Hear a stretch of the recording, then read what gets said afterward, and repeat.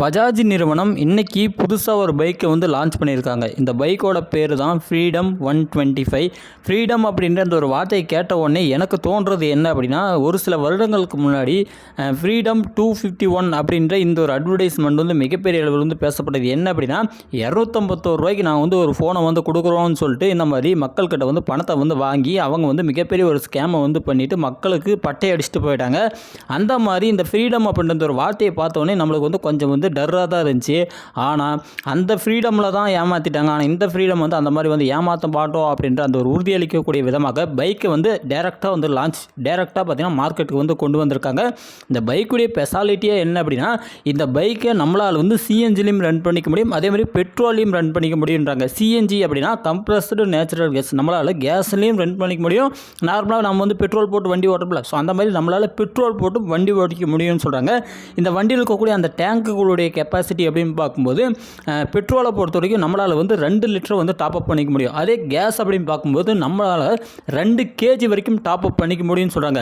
1 KG CNG, அதாவது 1 KG case வந்து நம்ம வந்து ஃபில் பண்ணுறோம் அப்படின்னா நம்மளால் 102 கிலோமீட்டர் வரைக்கும் போக முடியும் அப்படின்றாங்க. அதே மாதிரி நார்மலாக நம்ம வந்து ஒரு பல்சர் பைக்கே வந்து யூஸ் பண்ணுறோம் அப்படின்னா 1 லிட்டர் போட்டோம் அப்படின்னா 50லேருந்து 55 வரைக்கும் மைலேஜ் கொடுக்கும். ஸோ அதே மாதிரி இந்த வண்டி வந்து எந்த அளவுக்கு மைலேஜ் கொடுக்குது 1 லிட்டர் பெட்ரோலுக்கு அப்படின்னு பார்த்தீங்கன்னா 67 கிலோமீட்டர் அப்படின்ற இந்த மைலேஜ் வந்து கொடுக்குறதுன்னு சொல்கிறாங்க. 1 லிட்டர் போட்டோம் அப்படின்னா 67 கிலோமீட்டர் நம்மளால் வந்து ட்ராவல் பண்ண முடியும். ஸோ அந்த மாதிரி இந்த பைக் வந்து டிசைன் பண்ணிருக்காங்க.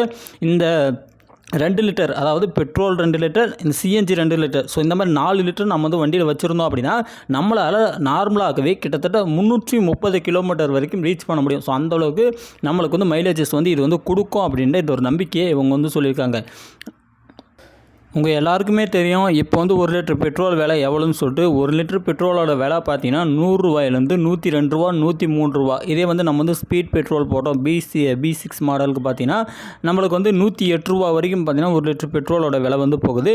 இதே சிஎன்ஜி 1 கேஜி அப்படின்னு பார்க்கும்போது ₹87 பார்த்தீங்கன்னா தற்போது வந்து கிடைக்குது. 1 கேஜி நம்ம வந்து கேஸ் வந்து ஃபில் பண்ணோம் அப்படின்னா நம்மளுக்கு வந்து ₹87 வந்து செலவாகுதுன்னு சொல்கிறாங்க.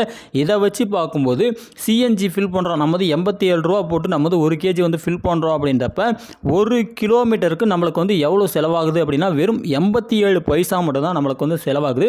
இதே வந்து நம்ம வந்து பெட்ரோல் போடுறோம் அப்படின்னா 1 கிலோமீட்டருக்கு நார்மலாகவே கிட்டத்தட்ட 1.49, அதாவது ₹1.5 நம்மளுக்கு வந்து செலவாகுது. இது ரெண்டுத்தில் எது பெஸ்ட் அப்படின்னா நம்மளுக்கு வந்து சிஎன்ஜி பெஸ்ட்டு தான்.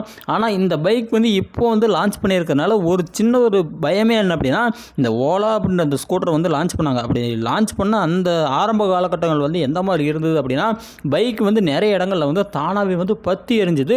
ஸோ அந்த மாதிரி இந்த பைக் ஏதாவது வந்து சில்மிஷ் வேலை பண்ணிடுமோ, ஒருவேளை கேஸ் சிகரை வந்து ஃபயர் ஆயிருமோ, கேஸ் சிகரை வந்து பிளாஸ்ட் ஆயிருமோ அப்படின்ற ஒரு பயம் வந்து எல்லாருக்குமே இருக்குது. எனக்கும் பார்த்தீங்கன்னா அந்த ஒரு சில டவுட்ஸ் இருக்குது. ஆனால் இவங்க வந்து என்ன சொல்கிறாங்க, கம்பெனி தரப்புலேருந்து என்ன சொல்கிறாங்க அப்படின்னா, நாங்கள் இது வரைக்கும் 11 டெஸ்ட் வந்து பண்ணியிருக்கோம். அந்த 11 டெஸ்ட்லேயும் வந்து அது வந்து சக்ஸஸ் ஆனதுனால தான் நாங்கள் இந்த பைக்கை வந்து மார்க்கெட்டுக்கே வந்து கொண்டு வந்திருக்கோம். கம்ப்ளீட் டெஸ்டிங் முடிஞ்சது, இந்த பைக்கில் வந்து எந்த இஷ்யூஸுமே வந்து வராது அப்படின்ற அந்த ஒரு நம்பிக்கையால் தான் இவங்க வந்து லான்ச் பண்ணியிருக்கோம் அப்படின்ற இந்த ஒரு உறுதியை வந்து அவங்க வந்து கொடுத்துருக்காங்க. என்ன இருந்தாலும் என்னை கேட்டிங்க அப்படின்னா ஒரு கொஞ்ச நாள், ஒரு 2 மாதம் 3 மாதம் வந்து கொஞ்சம் வந்து பொறுத்து பாருங்கள்.